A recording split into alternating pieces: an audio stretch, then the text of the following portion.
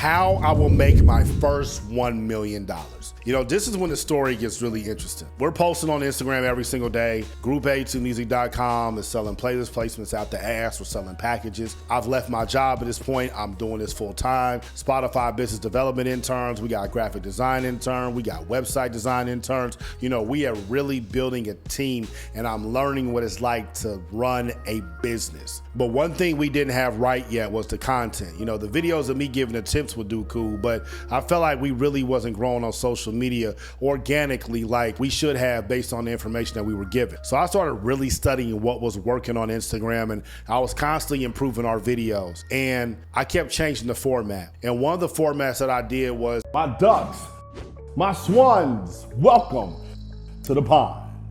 At the bottom of the video, I had massive text, and at the top of the video, I had the actual video. So it was like split in half, right? The video up top, text at the bottom. Now I would have a clip of a popular rapper or a popular figure on the front end, and on the back end, it would be my analysis. And we started posting those on Instagram, and they started going crazy. Not only were we getting traffic from that artist's brand, I was also building up my facial brand, pause, and my recognition and Group 82's recognition, because I was analyzing these clips as well at a deep level that was interesting, and a lot of y'all liked it. So I started posting a lot of Instagram videos. That's the only place we was posting, Instagram. But one thing I did ask the editors to do, and thank God that I did, was let's not only make an Instagram version, let's make a YouTube version just in case we ever need to post these on YouTube. I just wasn't gonna do it because, you know, I didn't understand YouTube at that time. And another person who contributed to my success, but I wish I knew what your name was, there was a fan that was in my comments on Instagram, and they were like, Dorian, I love your videos, but Instagram search feature sucks. Can you upload these videos to YouTube? And at this point, I had probably 500 videos in the chamber that we could upload to YouTube. But I had built an audience up on Periscope, and I knew how long that took. And it went to shit. I built an audience up on Instagram, and it was starting to pay off a little bit, but it took a long time. Just the thought of building up another audience on another platform was exhausting. But my audience was asking for it, and I went and asked my video team how hard is it to do the YouTube versions. They said that's a click of a few buttons. I said, you know what? Fuck it. The hell we got to lose. At this time, my YouTube channel had 800 subscribers. I only had a few music videos over there. I think I went live one time. I had posted probably 7 videos in 5 years. This was in July 2020, before YouTube Shorts. My strategy was that I'm gonna come in here and I'm gonna treat YouTube the exact same way I'm gonna treat Instagram. I'm just gonna come over here, I'm gonna upload the video to Instagram, I'm gonna upload the video to YouTube, and I'm gonna go on my way. I don't care what the video does on YouTube, I am focused on Instagram. Within the first 3 months, my channel went from 800 subscribers to 35,000. I got monetized. In my first full month of monetization, I made $8,000.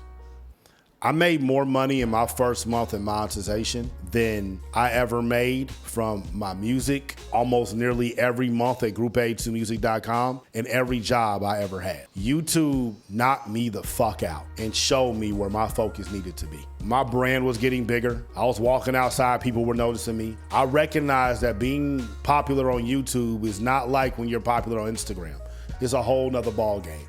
I got introduced to SEO, the creator economy, and just like I got obsessed with Spotify playlists, I got obsessed with how can I dominate YouTube and make money in this. This caused me to completely shift my focus to YouTube and the creator economy.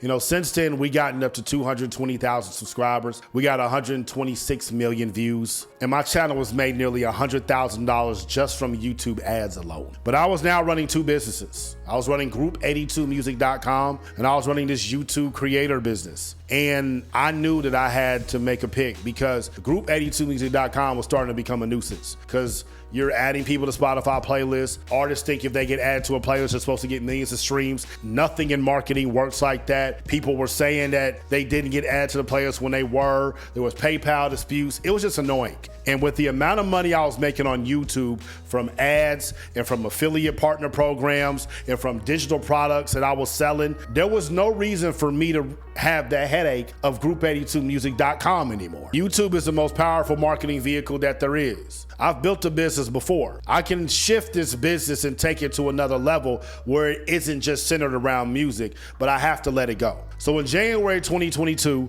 what I did is I did a final sale.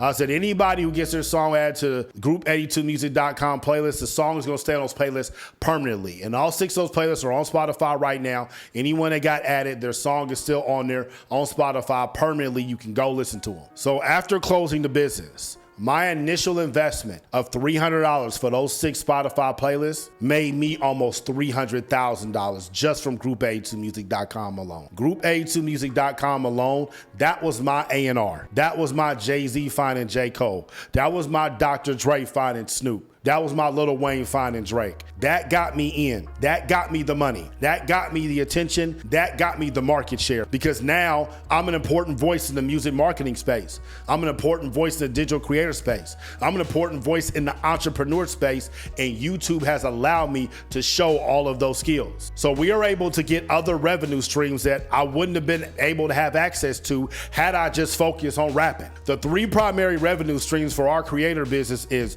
YouTube ad revenue, partner revenue, and then digital product sales. Those 3 primary revenue streams all have secondary revenue streams that come off of it, and combined those revenue streams are gonna make us over $1 million. Now I know for a lot of y'all watching this, it's probably not a lot of money, but to me to say that a first generation college student who was never signed, who had no manager, who had no big cosigns, who had no huge promotion at all, was able to chart #1 on iTunes, get millions of streams, get over 100 million views on YouTube, and now is gonna become a millionaire. That's a hell of a fucking accomplishment to me. You can kiss my ass. And I'm not the only one that can do this. This creator economy is in its infancy. This how to make money online economy is in its infancy. There aren't that many black creators that are talking about this. So if you're black, that is one of your unfair advantages. You've been hearing me talk about unfair advantages all throughout this video. Being black is one of yours. Being a woman is one of yours. Being gay is one of yours. Being conservative is one of yours. Whatever it is that you do, you have an unfair advantage, and YouTube allows you to find that audience online. If you're somebody that really wants to understand how to maximize the money in this creator economy that's brand new, I made an entire section in our course on how to make money from YouTube. I break down all the revenue streams we make from YouTube, the partner revenue, the digital product revenue, the ad revenue, how you can get paid from YouTube Shorts from day one, how much money I make, and how it can be forever money that you get paid every single month, the same way you get paid royalties from your music. If you're somebody that wants to do that, click the links below and then buy that course right now. If you're somebody that's into knowing about things before they blow up, you want to know what I'm working on, what I'm looking at, what's the next trends, what I'm reading, what products we're using at Group A2 inside of our business, what products that I'm using for my personal business, for my productivity. If you really want to know all these things to add more value to your life, we got a free gift. Our newsletter, SoundWaves. This is something I've been wanting to do for a long time. I've been wanting to write a newsletter. I've been wanting to communicate to the pond in a more direct way. Right now, our email list is really to promote our products and what we got going on and give some tips. But this newsletter, this is gonna be a real conversation. This is gonna be a creatorpreneur conversation. This is gonna be a business conversation, entrepreneur conversation, a black father conversation. Anything that I feel that the pond needs to know or what is on top of mind that I'm working on before I'm gonna introduce it to the rest of the world, I'm gonna talk about in SoundWaves. It's free, and we're gonna send it out once a week, every Sunday. It's gonna hit your inbox for free. So if you're interested in our newsletter, SoundWaves, click the link below and get in it for free. My story is my story. I looked at Jay-Z's story, I looked at J. Cole's story, Drake's story, Kendrick's story, Nas' story, Kanye's story, Ludacris' story, 50's story, T.I.'s story, not my story. I had to live my story. This is what got me to this point where I can make music and be a creator full time.